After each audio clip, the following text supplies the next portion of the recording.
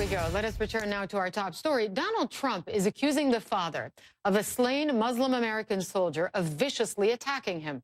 Trump tweeted that even as Kahn and Khan were doing an interview, while they were live on television, he was tweeting on CNN. Here is part of Kahn's appeal to Trump during that CNN interview. A good leader has one trait. Earlier, I said empathy. I probably right now will misspell it, but it is basic character, realizing, feeling the pains, the difficulties of the people that you wish to lead, and that is missing. Donald Trump needs to sit with his advisors and portray to this world that he is empathetic. Well, some of Trump's fellow Republicans are saying his comments during this feud are a step too far. Republican Senator and former Vietnam prisoner of war John McCain said, "I cannot emphasize enough how deeply I disagree with Mr. Trump's statement. I hope Americans understand that the remarks do not represent the views of our Republican Party, its officers, or candidates." Let's get reaction to this controversy surrounding Trump and the Kahn family. A Trump supporter, Carl Higbie, joins me now from New York. He's the spokesman for the Great American PAC for Donald Trump and also a former U.S. Navy SEAL. Thanks for joining us. So as a former member of the military, are you okay with what Donald Trump has said about the family of this fallen soldier? Well, I think what this is a political rhetoric gone amok, and I think that, you know, what Mr. Kahn did not understand is when you step on a stage and you stand on the death of your son and use it as political rhetoric, just like the Republicans have been attacked for doing it, he's going to get attacked. And I think what he said was, you know, being used as a pawn by the Democratic Party, which never really has cared much for the military families. But why was he used as a pawn? He's allowed to speak of the death of his son and say that he's offended by what Mr. Trump has said. It's his right.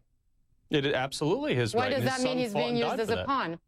Well, I think that, look, the Clinton campaign found, yeah, you're right, but the Clinton campaign found one of less than a dozen U.S. Muslim soldiers that have died in Iraq.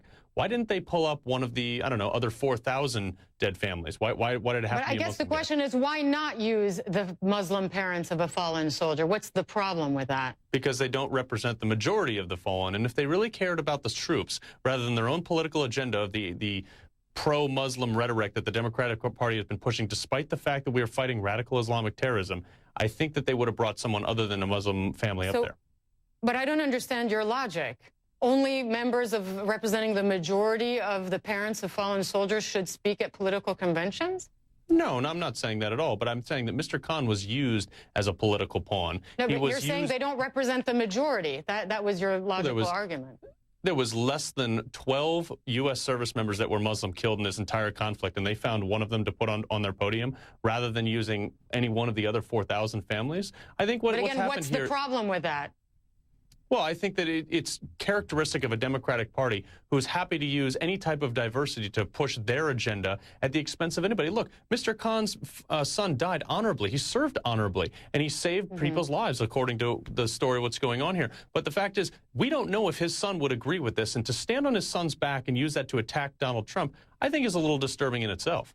But so what you're saying is if this was a Christian Gold Star family, you'd be fine with it, and they wouldn't have been used as pawns? No, but the fact is, it wasn't. Yes, but if they were, because your whole argument is they're not representative of the majority, they're representative of a small minority. Well, you're saying therefore they should not have been put up on that stage because they're Muslim. But I don't understand that argument. I didn't say that at all. But what the fact is look, the Democratic Party teed this one up very nicely, and Trump unfortunately kicked a field goal with it. I think that what we should do here is we should reset to the fact that, look, Hillary Clinton has called the families of the Benghazi victims liars, and there's been no media outrage over that. Well, there's been plenty of coverage over that. We interviewed Patricia Smith on CNN, who's the mother of one of the Benghazi victims. She was just on Brooke Baldwin's program on CNN USA. We're covering both sides of this, but I was just asking you why you thought perhaps this family shouldn't have been featured. But I'm not, I want to put to you some of the other statements coming out. John McCain has said he couldn't disagree more with this. The Veterans of Foreign Wars, in fact, also issued a statement saying election year or not, the VFW will not tolerate anyone berating a Gold Star family member for exercising his or her right of free speech of expression. How do you react to the Veterans of Foreign Wars statement? Well, I'll address that after I address John McCain, the former Democrat who had the worst VA scandal in history in his home state, yet nobody got fired. Does John McCain look out for veterans? I don't think so. And as Veterans of Foreign War, I think what they should do is they should attack. If they're going to attack, they need to attack both sides. They need to be heavy on Hillary Clinton with her emails. I think heavy on Hillary Clinton with the Benghazi thing. I see a disproportionate amount of people come out against Donald Trump, especially in the media, than they are against Hillary Clinton. But this is not the question, the disproportionate amount in your view, which, by the way, is not reflected on our air. But the thing that Donald Trump last summer said about John McCain also ruffled some feathers, saying he's not a war hero. He's a war hero because he was captured. I like people who weren't captured. I mean, I guess this is, for those who criticize Donald Trump's statements on the military, they're saying he only respects the military when those military members happen to agree with his politics. Well, let's look at the proportionality of who's given what to military causes. I mean, Donald Trump is the reason the Veterans Day Parade still exists in New York City. Donald Trump's been a friend of veterans. He's donated $6 million during the course of his campaign to veterans. How much has Hillary Clinton really raised and done for veterans? Right. Well, that's not that's not the question. I'm asking you to react to what Donald Trump said about John McCain. John McCain, again, responding today to what Donald Trump said about the Kahn family, not who donated how much to veterans' causes. Well, I'm a little confused then. You said if Donald Trump is not a friend of veterans, I don't believe that anybody is, if that's the criteria for it. Well, no, he's criticized the Kahn family, and he's also criticized John McCain, who's a recognized war hero. Yeah, so the thing is, if someone takes a swing at Donald Trump, he's not been known ever to stand down. He always hits back. So if you don't want to get hit back by Donald Trump, don't take a swing at him. Look, if you step on the political stage, I don't care what affiliation you are, Republican or Democrat, if you hit, expect to get hit back, especially by Donald Trump. So one of the things as well that Donald Trump kept repeating was this is about radical Islam. I guess my question is, what does the Kahn family have to do with radical Islam?